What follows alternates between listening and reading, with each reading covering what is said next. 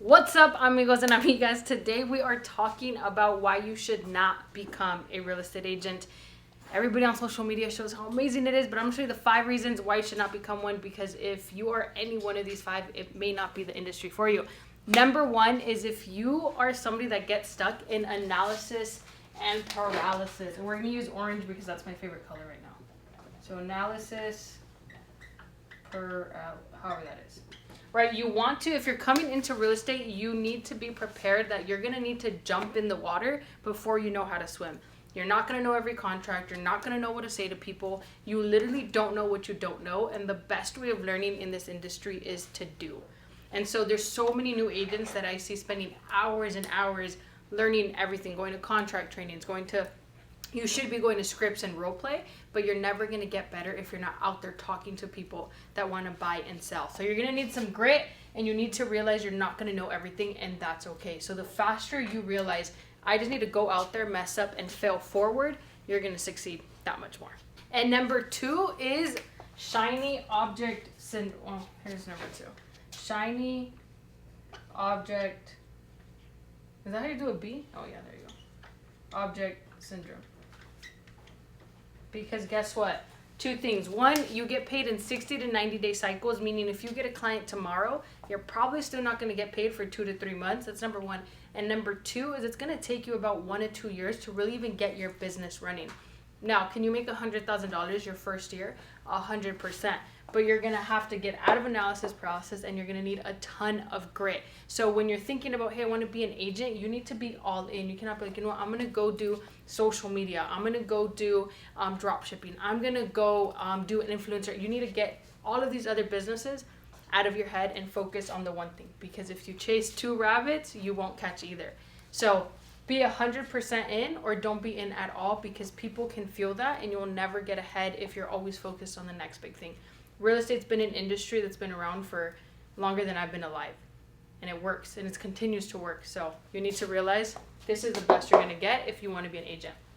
Okay, third one, or that's 4. This is number 3. Okay, so your third one is money.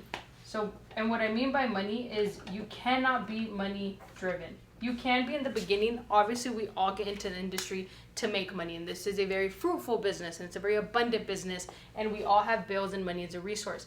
But what I mean by that is you cannot be looking at the client as a commission check. Hey, if I help Susie and Joe buy a house, I'm going to make $15,000. You already lost the deal. You have to think, if I help Susie and Joe buy their first home and get their closing costs covered, then naturally I will get $15,000, right? So The View from the Top is a book I read once, and the whole preface and the whole way I run my business, as long as I help the client get what they want, I will inevitably get what I want. I want the commission check. They want a house for $600,000 and their closing costs covered. That's what I'm going to go do. I'm not thinking about the check. I'm just thinking about how I get them to the next step. And number 4, which I think is the biggest one, is work ethic. Right? Because in the beginning, you're probably gonna getting rejected. You're not gonna be getting paid. You're gonna be frustrated. But the important part is, how hard are you willing to work? If you don't have analysis paralysis, how long can you keep hunting without eating? Right? If you have shiny object syndrome, how disciplined can you be to make sure that this works, to talk to the people, to knock the doors, to do the open houses, to post the home tours, to call the people, to handle your objections? And if you're not making any money, are you still going to stick with it and work through it? So work ethic is far beyond one of the biggest ones, because my first 6 months, I made $0, right? The next 6 months, I made $16,000. So my first year in real estate, I made $16,000. And then 6 months later, I made no money. And then 6 months after that, I made $100,000, right? So in hindsight, I can say, hey, my second year, I made $100,000, but I went 18 months with a $16,000 income. So that's where work ethic is. I basically worked 18 months to make less than $1,000 a month, because I was so focused on this, and I was like, this is going to work because I'm stubborn and it's going to work. Okay. So make sure that when you're coming into the industry, you're ready to work, no result. Work, no result. Eventually you're going to work, you're going to get a little bit of a result. Then you're going to keep working, and nothing's going to happen. But one day, all of that is in a snowball, and you'll be busier than you could ever imagine. So 5th one is going to be exposure. And the reason why this one is important is because, present company included, is you need to put yourself everywhere. You can't be nervous or scared that your uncle, your aunt, your tia, your grandma are going to say, oh, she's an agent now, right? So you have to be willing to put yourself out there day in, day out, regardless of if you're selling or if you're not, if you're new or you're not, whether you're 20 or whether you're 60, it does not matter. You have to be willing to put yourself out there as much as possible, because we're now in an era of attention, right? So it doesn't matter if you're new, it doesn't matter your age, it's how many people know that you're selling real estate. And the fastest way to do that is one, social media, but just getting in front of buyers and sellers on a consistent basis is going to be the name of the game. So make sure you're ready to put yourself out there, whether your hair's done, lashes done, nails done, or you're not even dressed. You have to be out there ready to talk to people. Keep in mind, you're a walking business card.